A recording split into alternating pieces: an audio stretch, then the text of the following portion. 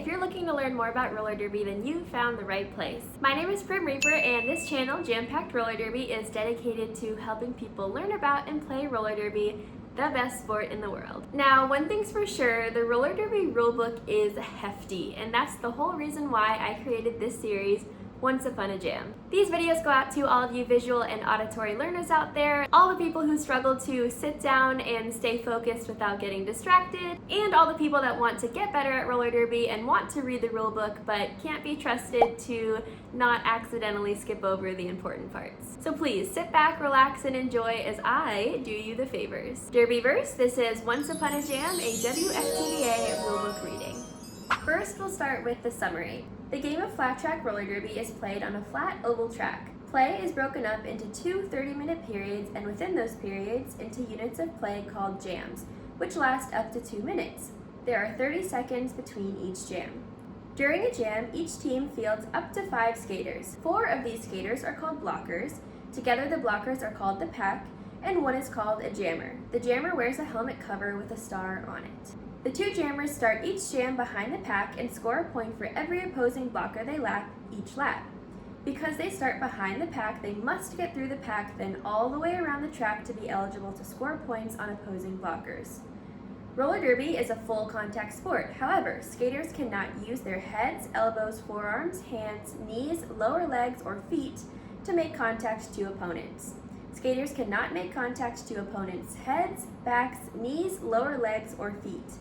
Play that is unsafe or illegal may result in a skater being assessed a penalty, which is served by sitting in the penalty box for 30 seconds of jam time. The team with the most points at the end of the game wins. A common jam might go like this. 1. Blockers line up behind the pivot line and in front of the jammer line. 2. Jammers line up behind the jammer line. 3. At the jam starting whistle, the blockers skate forward and compete for superior position. The jammers skate forward and try to get through the pack. Each blocker simultaneously tries to prevent the opposing jammer from getting past and to help their own jammer get through. 4. One jammer exits the pack and is declared lead jammer, earning the right to end the jam when they decide. This jammer races around the track to get into scoring position. 5. The same jammer begins to work their way through the pack for the second time, and the opposing jammer makes their way out of the pack for the first time. 6. As the second jammer to escape the pack comes around into scoring position, the first jammer calls off the jam. 7. The first jammer has scored points up to 4 and held their opponent at 0 points. Meanwhile, the opposing jammer, by getting into scoring position, held the first jammer at only those points, as they could have scored more points on subsequent passes. Section 1, Game Parameters and Safety. Section 1.1, Timing. A game lasts for 60 minutes of play, divided into 2 30-minute periods with a halftime between them. Periods are broken into jams, which are the basic unit of play for roller derby.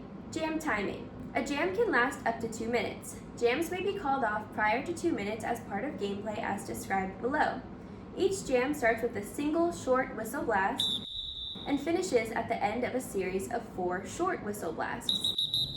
At least 30 seconds must elapse between jams. More than 30 seconds may not elapse unless a timeout is called. Period timing. A period starts on the jam starting whistle of the first jam for that period. The period clock does not stop between jams unless a timeout is called. If the period clock reaches 0 before the next jam has started, the period ends at that moment.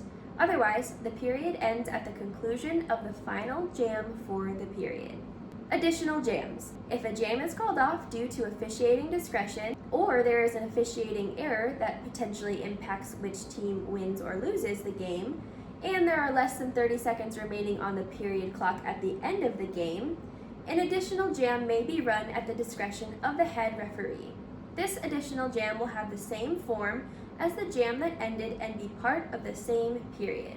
Section 1.2, Teams. A team is composed of skaters who must be uniquely identified by a roster number.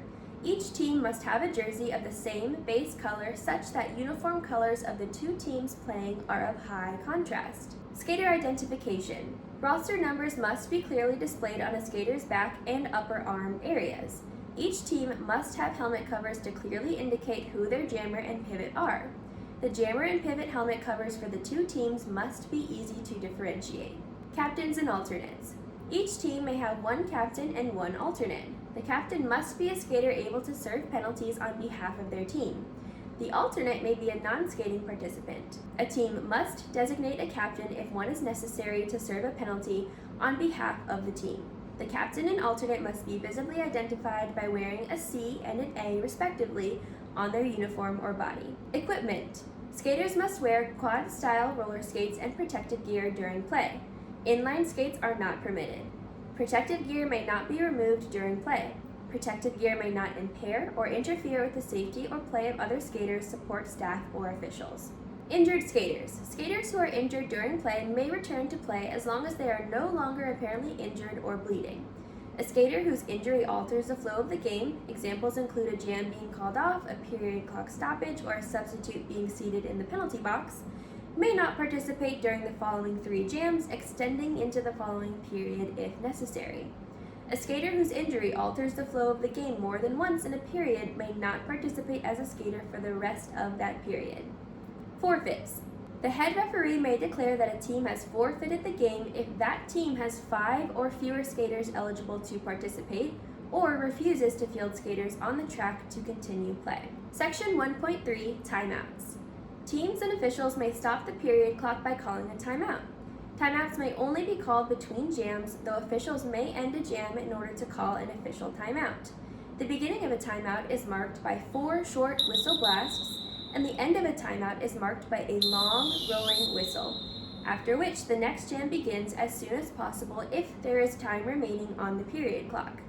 At most, 30 seconds may pass before the next jam begins. The period clock starts again at the jam starting whistle. There are 3 types of timeouts. Section 1.3.1 Team Timeouts.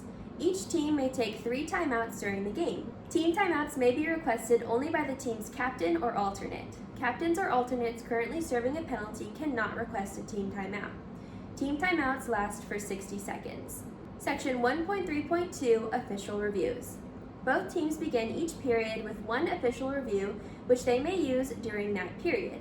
An official review is a formal request made by a team's captain or alternate for officials to review a specific officiating decision.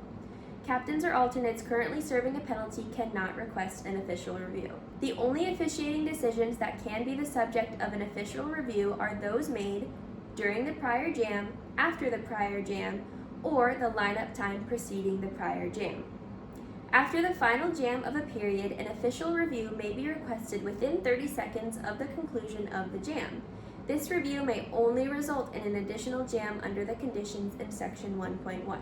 Official Review Procedure. The head referee investigates the review with other officials and uses the information gathered to render a decision on the item under review, as well as related decisions. The head referee then announces their findings and any changes that result from the review to both teams' representatives. This decision is final and not reviewable. Official Review Outcomes. If the head referee determines that an officiating error was made in relation to the situation under review, the team will retain the privilege to call an additional review later in the same period. The review can be retained in this manner only once per period. Official reviews, whether unused or retained, are not carried forward to the subsequent period. Official reviews as timeouts. A team may elect to use any of their official reviews as a 60-second timeout. In this case, the review will not be retained. Section 1.3.3 Official Timeouts. Officials may take a timeout in order to ensure that the game is running smoothly and correctly. If a jam ends with less than 30 seconds remaining on the period clock and an official timeout is taken, officials must determine if there is a reason to hold another jam in that period. If the officials determine that there is no reason to hold another jam, both teams must be given an opportunity to call a team timeout or official review if they have any remaining. If they decline, the period will end. Section 1.4 Game Information. Critical game information must be displayed in a manner that is highly visible to teams, officials, and spectators. This displayed information is considered official and must include, at a minimum, the period clock, the jam clock, and the official score. Errors in timing or score should be updated as quickly as possible. If an error persists for an extended period of time, it should be corrected only if the correction itself would have minimal impact on the game. Section 1.5 Winning. The team with the most points at the end of the game wins. Section 1.5.1 Overtime. If the game ends with the score tied, the second period will be extended by at least one additional jam. This overtime jam is like any other jam, but with these changes. The lineup time before the jam is 60 seconds, no lead jammer is declared, both jammers begin scoring on their first trip through the pack, each jammer is in position to lap the opposing blockers on their first earned pass of those blockers. More overtime jams will be added until a jam ends with the score no longer tied. Section 2, Gameplay. Section 2.1, The Track. The track must conform to the standardized dimensions of the WFTDA track specifications. The track must be flat, clean, and suitable for roller skating. Boundary lines. The track must be marked by a boundary that stands in high contrast to the floor. The boundary counts as part of the track. The boundary is in bounds and may not vary in width around the track. The track boundary, pivot line, and jammer line may be of any pattern or color so long as they clearly mark the edge of the track. Penalty box and team areas. Near the track, an area must be marked out for each team, the team bench area, and for the penalty box. The boundary in these cases must also be in high contrast and counts as part of the relevant area. For example, the boundary for the penalty box counts as part of the penalty box. Only skaters who are actively serving a penalty may enter the penalty box area. Section 2.2, Skater Roles. For each jam, a team must field one jammer and at most 4 blockers. One of these blockers may be designated as the pivot. Any skaters who are not completely on the track at the jam starting whistle may not participate in the jam and do not count towards these limits. Skaters serving penalties in or on their way to the penalty box are counted towards these limits. Teams must field at least one blocker who is not serving a penalty. Skaters may not change roles during a jam except in the case of a star pass. Section 2.2.1, Jammers. The jammer is denoted as the skater in visible possession of the jammer helmet cover, aka the star, at the beginning of the jam. Identification. The jammer for the upcoming jam is determined based on this order. 1. The jammer from the previous jam who is in or en route to the penalty box.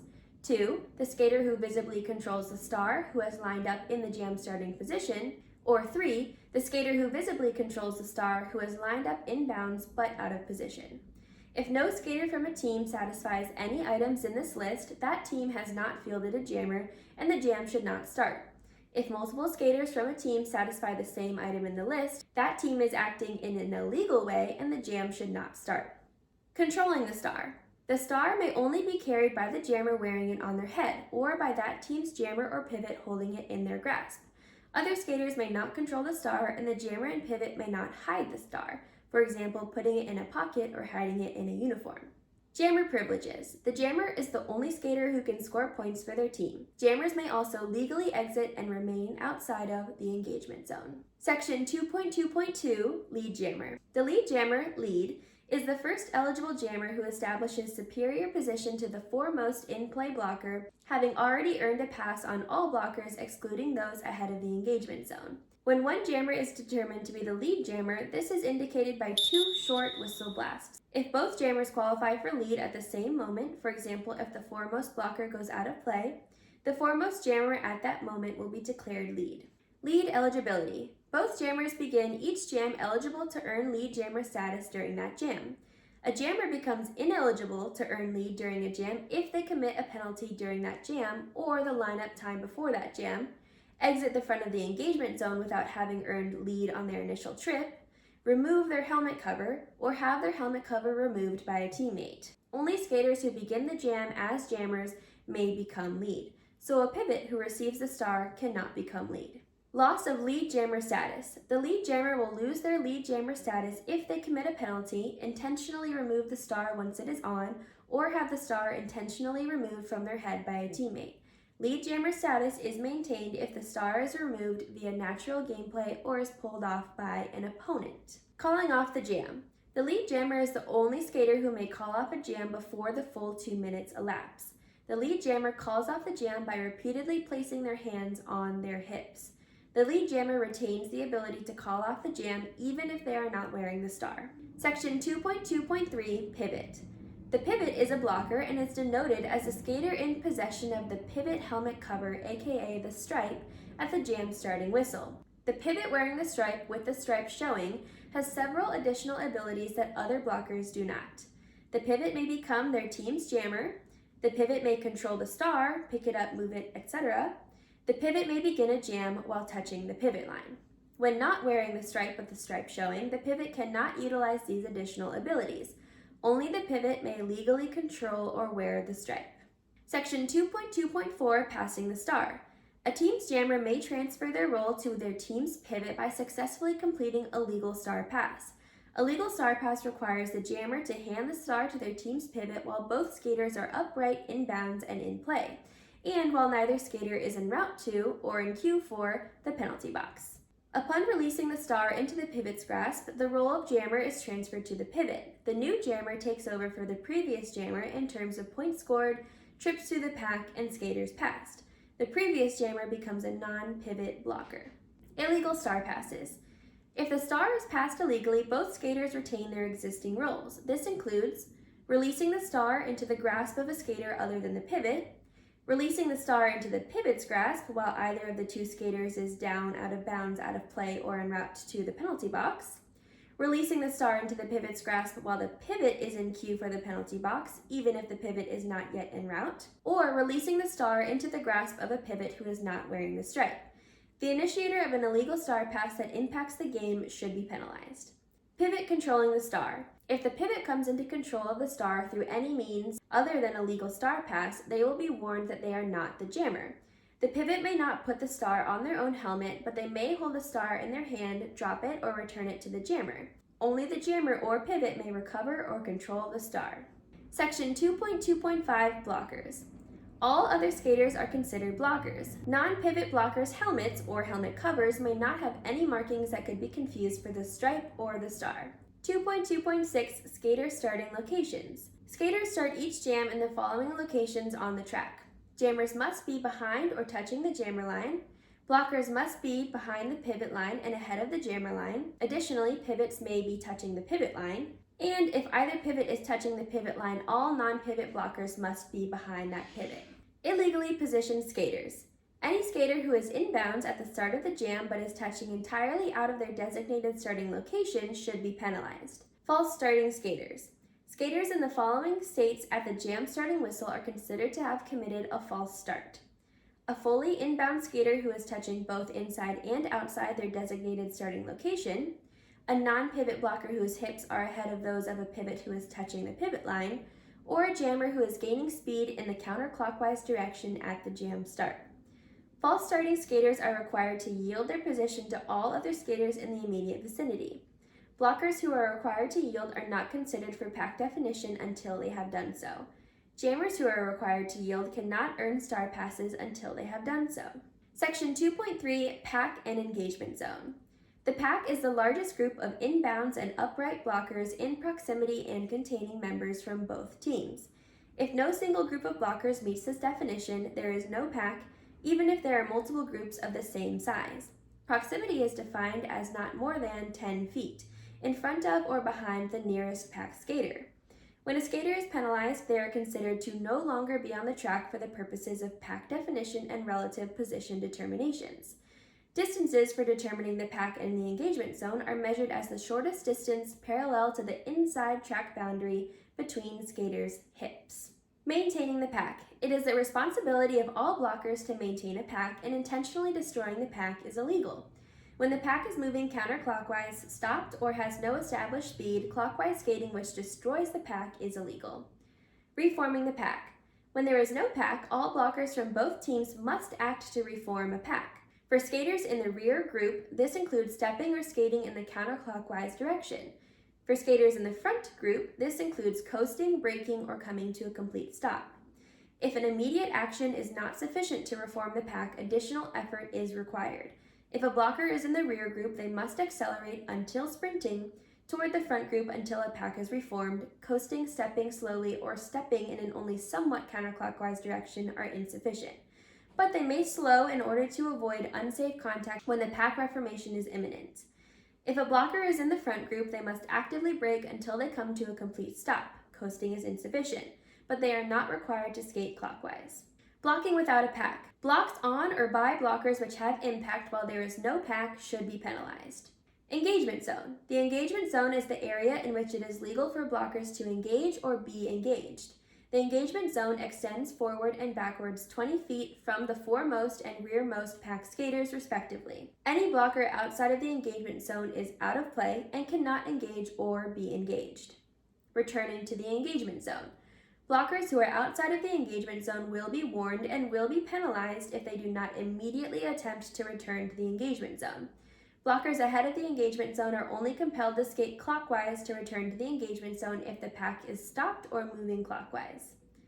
Blocking while out of play. Skaters who are illegally blocked while out of play may legally counterblock but may not initiate new blocks or continue blocking beyond what is necessary for safety.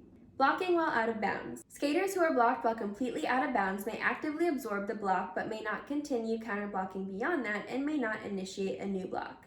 Section 2.4 Blocks and Assists. During a jam, blocking refers to any attempt at making physical contact to impede an opponent's speed or movement, whether or not contact occurs. Positional blocking refers to any attempt to position oneself so that an opponent's speed or movement is impeded without the use of contact, whether or not the action is successful. Initiation. All contact between opponents has an initiator. It is possible for two or more skaters to mutually initiate blocks against one another. Section 2.4.1 Target Zones. It is only legal to initiate a block to an opponent's chest, front and sides of the torso, arms, hands, hips, and the front and sides of the legs above mid-thigh. Section 2.4.2 Blocking Zones. It is only legal to initiate a block using one's torso, arms above the elbow, and legs above mid-thigh. Section 2.4.3 Counterblocking. Counterblocking is any movement towards an oncoming block by the receiving skater designed to counteract an opponent's block. Counterblocking is blocking. Actions that meet the above description are considered blocking even if accidental. Contact made to teammates is not considered blocking even if it is a disadvantage to the initiator or teammate. Section 2.4.4 Illegal Blocks and Assists. Skaters may not block or assist while out of bounds, out of play, down, stopped, or moving clockwise. Skaters may also not initiate a block on an opponent who is down, out of play, or fully out of bounds. Skaters may, however, initiate a block or assist on someone who is straddling, stopped, or moving in any direction, even clockwise. Skaters may not assist a teammate who is out of play or fully out of bounds. However, they may assist a downed teammate in returning to an upright position. Section 2.5 Passing. Skaters gain superior position on other skaters by passing them in the counterclockwise direction. Passing other skaters refers to moving such that one skater's center of mass, as demarcated by their hips, moves from behind another skater's center of mass to ahead of it. Earned passes. Jammers only earn a pass if the pass occurs while the jammer is wearing the star on their helmet with the stars showing and the jammer is upright and in bounds during the pass, or another skater skates behind the inbounds jammer giving up their position. All earned passes count as passes. Not on the track points. As soon as a jammer earns a pass on an opposing blocker, they also earn a pass on any blockers who are not on the track, meaning that they are not part of active gameplay for some reason and who cease to be part of active gameplay prior to the completion of the jammer's scoring trip.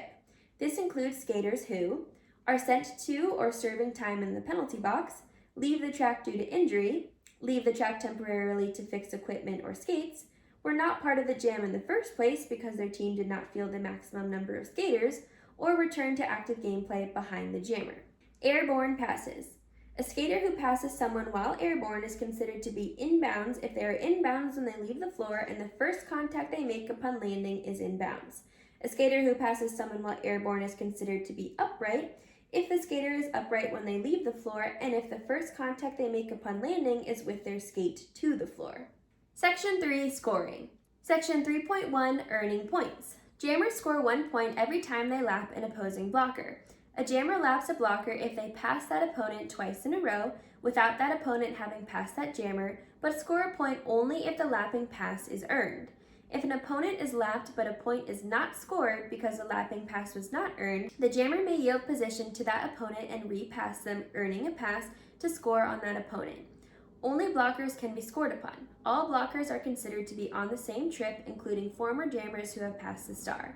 Section 3.2 Scoring Trips. Points are grouped by trips through the pack. One trip through the pack ends and the next begins when the jammer exits the front of the engagement zone, or if no pack can be defined, when the jammer is more than 20 feet ahead of the foremost inbounds member of the previous pack.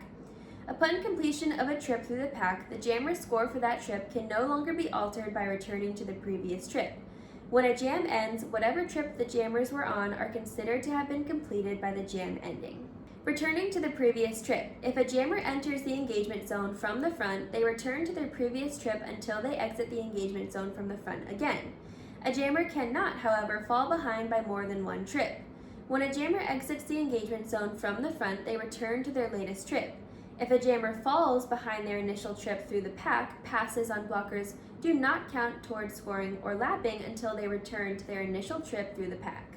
If a jammer falls behind their initial trip through the pack, passes on blockers do not count towards scoring or lapping until they return to their initial trip through the pack.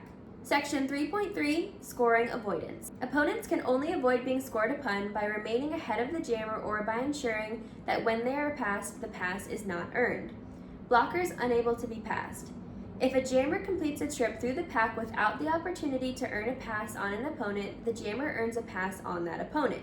This includes, but is not limited to, opponents who are ahead of the engagement zone when the jammer completes their trip through the pack by exiting the front of the engagement zone, opponents who are ahead of the engagement zone at the end of the jam when the jammer is on a scoring trip and ahead of the rearmost pack blocker, any not on the track points that the jammer cannot earn because they complete their trip through the pack without the opportunity to earn a pass on any opposing blocker, which would earn them a pass on the off-the-track opponents, or opponents who are out of play behind the pack if a jammer re-enters the track from the penalty box in front of that blocker.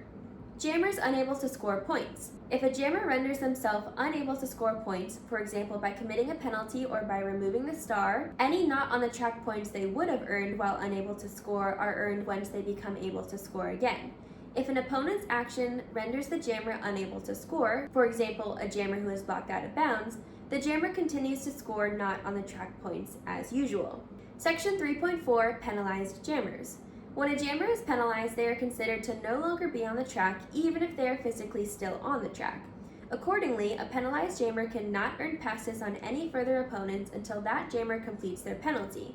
Upon release from the penalty box, a jammer returns to the same trip through the pack, having scored on and or being in position to score on the same blockers.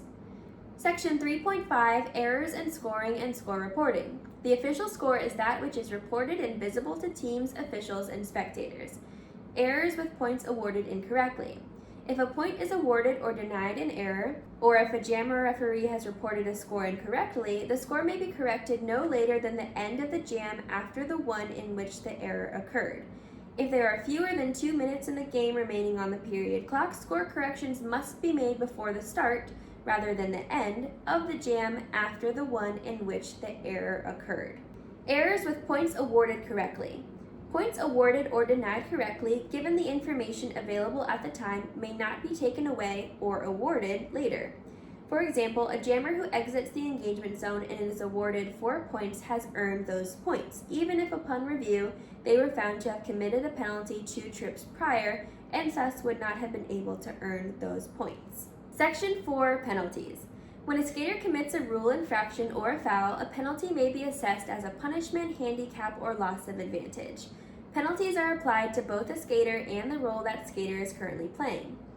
Officials signal and enforce penalties and warnings as they occur during a game. Penalties should not be assessed for actions that have little to no impact on the game or the skaters. The following types of penalties are addressed in detail in the sections listed below and in the Rules of Flat Track Roller Derby casebook. These sections hold specific examples that are to be followed explicitly. Illegal actions that do not fall cleanly into one of the categories below should be penalized using these descriptions and examples as guidelines. Opponent's illegal action. If one skater's illegal action causes an opponent to unavoidably commit another illegal action, the opponent will not receive a penalty for the unavoidable illegal action. The initial skater should be penalized if the initial illegal action has sufficient impact on the game. Section 4.1, Contact Penalties. Gaining position on an opponent or causing an opponent to lose position to another teammate due to illegal contact is always considered to have sufficient impact on the game. Star passes may only be blocked by legal means. Skaters who prevent a star pass using illegal contact should be penalized. Section 4.1.1, Impact to an illegal target zone. Making contact to an illegal target zone should be penalized based on the impact it has on the target. Illegal target zones.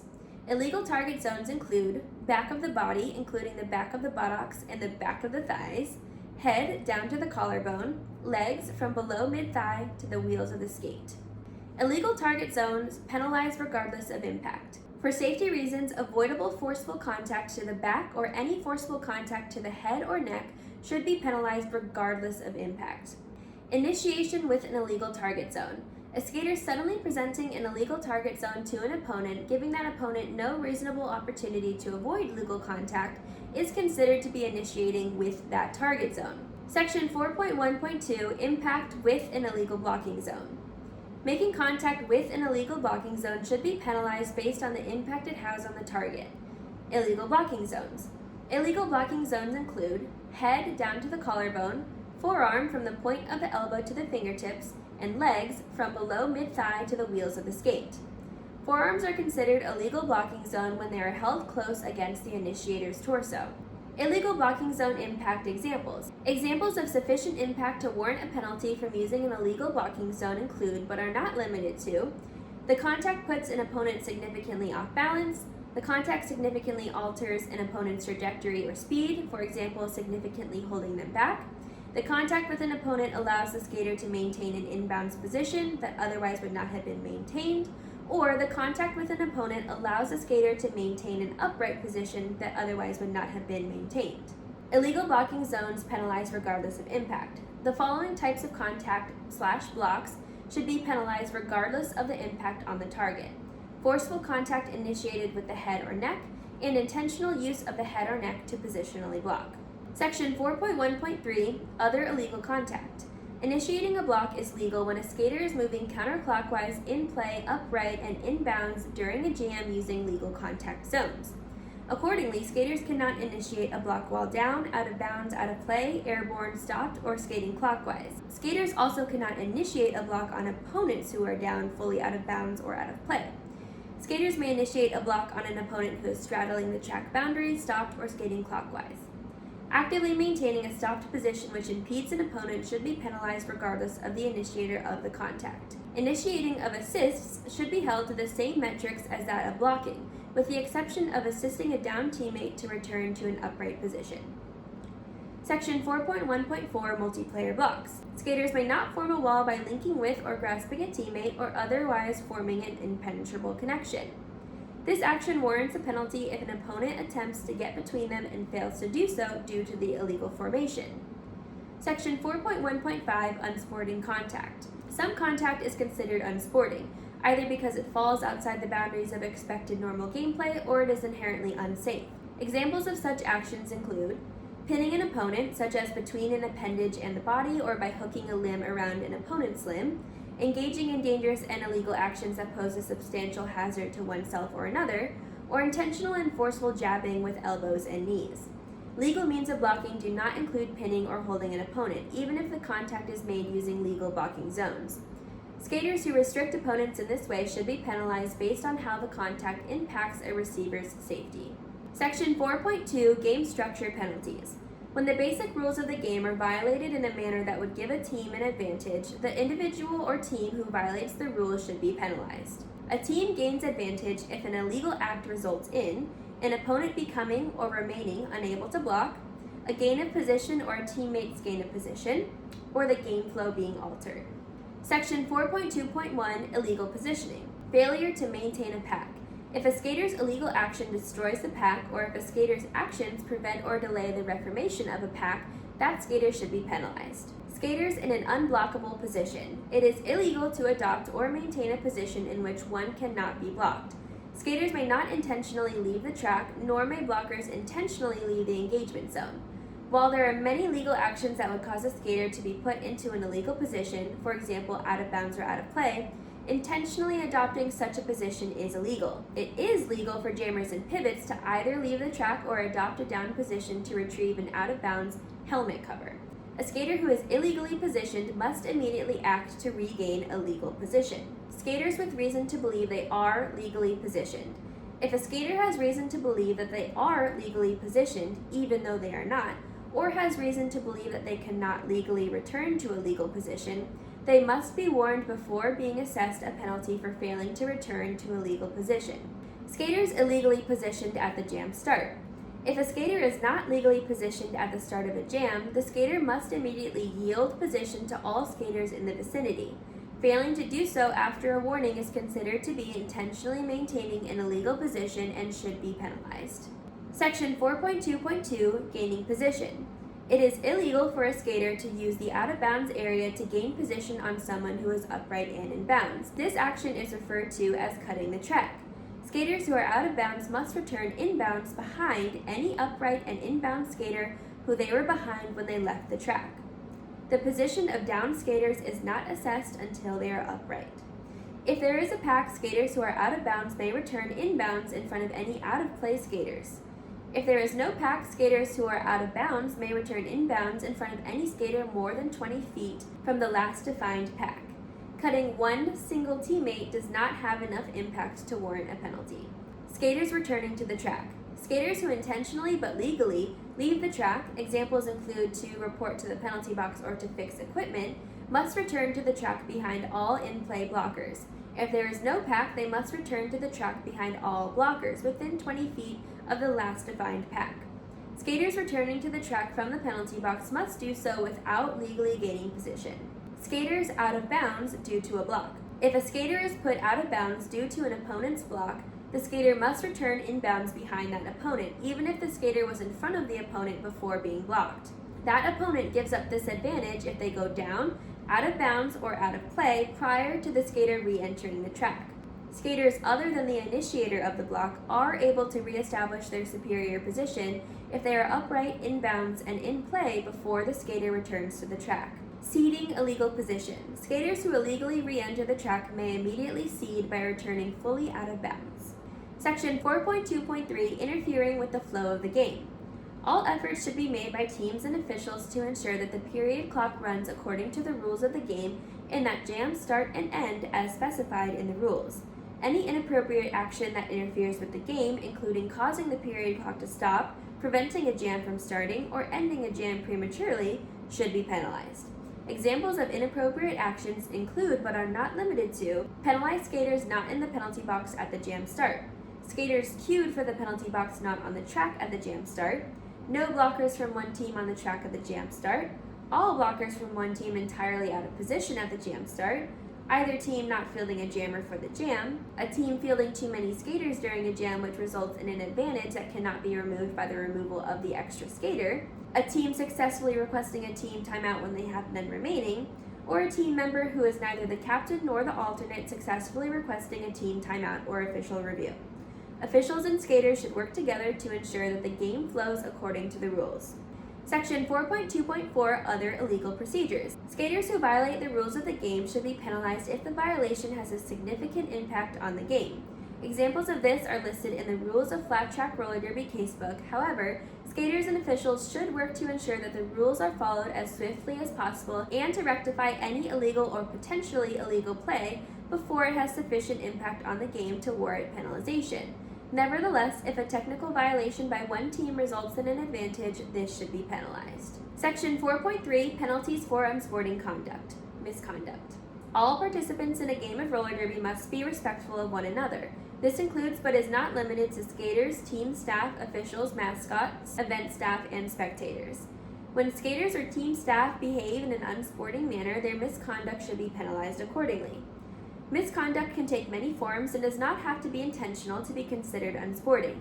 Examples include but are not limited to deceiving or ignoring officials, disrespectful contact or conduct directed at another participant, forceful contact to an official where that contact is negligent or avoidable, being abusive towards another person, or failure to abide by governing body policies during the game pertaining to skaters, team staff, and the immediate play area. Actions which seriously undermine the legitimacy of the sport or display a lack of respect for their sport, its execution, and those who contribute to it may also be penalized. Section 4.4, Enforcing Penalties. Upon completion of the correct verbal cue and hand signal from an official, the penalized skater must immediately leave the track. Upon sitting in any seat in the penalty box, the skater's penalty time begins. Skaters serve 30 seconds of jam time for each penalty assessed to them. The final 10 seconds of their penalty time must be served while standing. If a skater stands early, their time stops until they are seated again. If a skater does not stand in a manner that makes it clear to officials, skaters, and spectators that they are serving their final 10 seconds, their timing stops until they stand. Penalties are only timed while a jam is in progress. Penalty timing is paused between jams, and timing for skaters who sit between jams does not begin until the start of the following jam.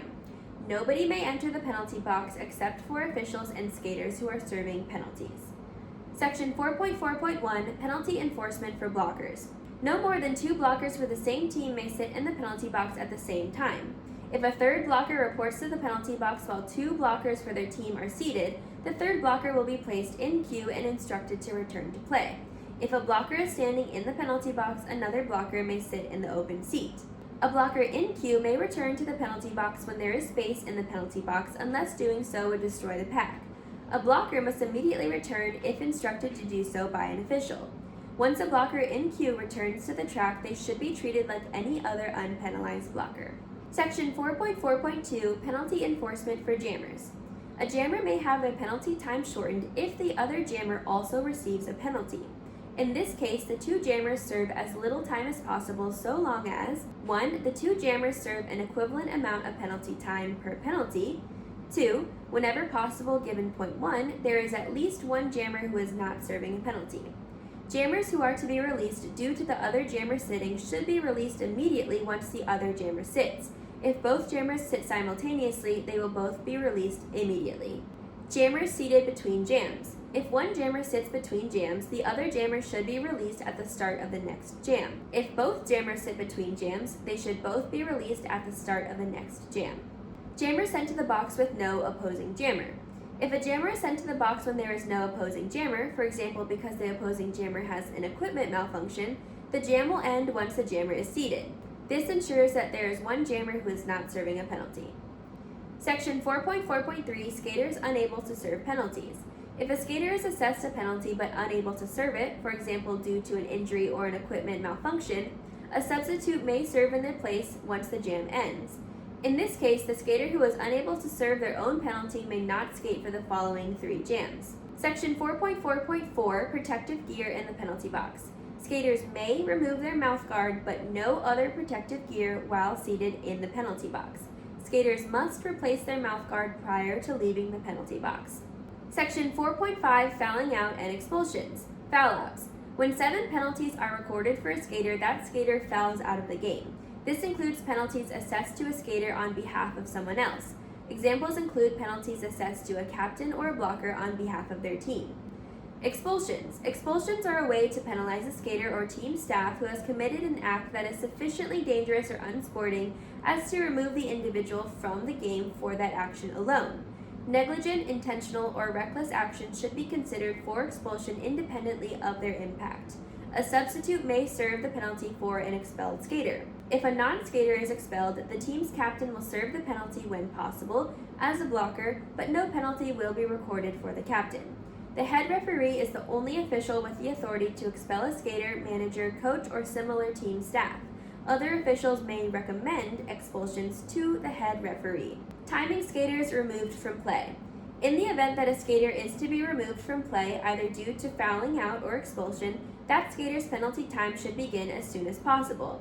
Timing for a fouled out skater begins either when the skater or an appropriate substitute between jams is seated in the penalty box, or after the foul out is confirmed between officials during the jam. If a skater is removed from the game mid-jam, their penalty will be timed as if a skater were seated, even though there is no skater formally in the box. In the event that a skater is to be removed from play mid-jam and would be in queue upon reporting to the penalty box, that skater should not be instructed to return to play.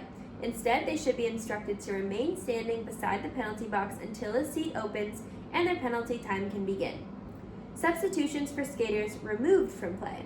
If the jam ends before the time is complete, the skater's team must be given the opportunity to substitute a different skater to serve the remainder of the penalty in the same role as the removed skater. Substitutions may not occur during the jam in which the skater is removed. Section 5, Officiating. Section 5.1, Staffing. Each game must staff enough on-skates officials, referees, to effectively track the following information in real time: the location of the pack and engagement zone, which blockers are out of play, who the jammers are, which jammer, if any, is lead jammer, and how many points each jammer has scored. One referee is designated the head referee. In addition to their authority on matters such as communications with teams and expulsions, it is also the head referee's responsibility to oversee the safety of all participants during a game. In instances where a skater has repeatedly proven to be a significant safety concern to themselves or others on the track, the head referee may use their discretion to remove that skater from play without the necessity of an expulsion. Section 5.1.1, Distinction. Referees are responsible for assessing and enforcing penalties, must be on skates, and must be uniformed in a manner that clearly identifies them as referees. Referees must be distinguishable from each other, for example, by displaying a name or number on their uniform. Section 5.1.2, Requirements. Each game must also staff enough officials to effectively track the state of the game such that the rules can be enforced in real time. The number, role, and positioning of officials may vary based on available technology and the limitations of the venue, but the following information must be available upon request: the official score, the official jam time, the official period time, which skaters have been assessed how many penalties and which have been served, which skaters are not allowed to skate, for example due to expulsion, fouling out, or having a jam called for their injury, and how long a given skater has been seated for each penalty. Individual officials may be assigned to multiple tasks so long as this does not threaten the accuracy of the above information. Section 5.2, Duties. All officials are responsible for keeping the game running safely and smoothly by ensuring that the rules of the game are followed. This includes, but is not limited to, ensuring that each team has an acceptable number of skaters on the track, ensuring that each team has an acceptable number of skaters in certain positions on the track, ensuring that the game is played legally, timing jams, periods, penalties, and the time between jams, including timeouts and reviews, signaling the starts and ends of jams, signaling who is lead jammer, signaling how many points each jammer earns on each trip through the pack, informing skaters and team staff of the state of the game when asked to the best of their ability given the constraints of their responsibilities, and calling official timeouts when additional time is needed. This may include a need to ensure that game information has been correctly recorded, gameplay is safe, injured skaters have been taken care of, and the teams are informed regarding anything out of order. Officials may call off jams at their discretion. Reasons may include, but are not limited to, injury, technical difficulty, interference in a jam by spectators or other skaters, unsafe play, or illegal play that cannot be rectified via penalty assessment. Section 5.3, Communication between skaters and officials. All communication between skaters, team staff, and officials must be respectful. The head referee may, at their discretion, limit the extent to which skaters may communicate with officials. Communication of in-play status. Officials should provide any information necessary for a skater to know whether they are in play, including the location of the pack. Skaters who reasonably believe that they are in play should not be penalized for technical infractions that pertain to being out of play, unless such a warning has been given. Examples include failure to return to play, to reform a pack, or to yield after committing a false start. Erroneous official communication. If an official provides erroneous information to a skater, the skater will not be penalized for actions taken based on that information. For example, if a penalty box official releases a skater early, the skater will not be penalized for leaving once released. Likewise, if a jammer calls off a jam while their jammer referee is indicating that they are the lead jammer, said jammer will not be penalized for calling off the jam illegally, even if they are not in fact lead. An absence of information provided, for example, an official not providing a warning, is not considered erroneous. Section 5.4, Assessing penalties. All referees may assess penalties to skaters for illegal actions that have impact on the game. Non-skating officials may assess penalties that are relevant to their role as an official in the game, unless prohibited from doing so by the head referee. Officials will use their judgment under the guidelines set forth in the rules of Flat Track Roller Derby Casebook. Penalties must be assessed as soon as possible and at a volume sufficient to be heard by the penalized skater and relevant officials given the constraints of the venue. Until this has occurred, nobody is required to behave as if the skater has been penalized. Certainty required to assess penalties. No penalty should be assessed unless the official is certain that the penalty is warranted. If officials cannot agree on whether an action warrants a penalty, the head referee's decision is final. Assessing penalties to the only blocker from a team on the track. If the only blocker from a team who is on the track commits a penalty, the blocker should not be sent off the track until another blocker from their team rejoins the pack. Penalties with uncertain recipients. If a penalty is warranted but it is not clear to whom the penalty should be assessed, an official should assess the penalty to the nearest blocker from the appropriate team if the action is committed mid-jam, or to the team's captain if the action is committed between jams. If an official is not certain which team is responsible, no penalty should be assessed. Penalties assessed to off-skates staff. If off-skates team staff commit a penalty, the penalty should be assessed to the appropriate team's captain. Penalties assessed to team captains. If a penalty is assessed to a captain due to the fact that they are the captain, they will serve the penalty in the next jam in which they are able to serve as a blocker. Alright y'all, we made it to the end of the rulebook, and like I said, it's a hefty one. If you were to continue reading the rulebook online at this point, all that's left is the glossary and the casebook. So you're welcome to read those as well, and I definitely recommend doing so if you want an even deeper understanding of the rules. But what I read to you today definitely covers what you would need for a general understanding of roller derby. So again, I hope this is helpful to you guys, and let me know if you have any questions or requests in the comments below. With that said, keep skating, have fun, and always remember, roller derby rules.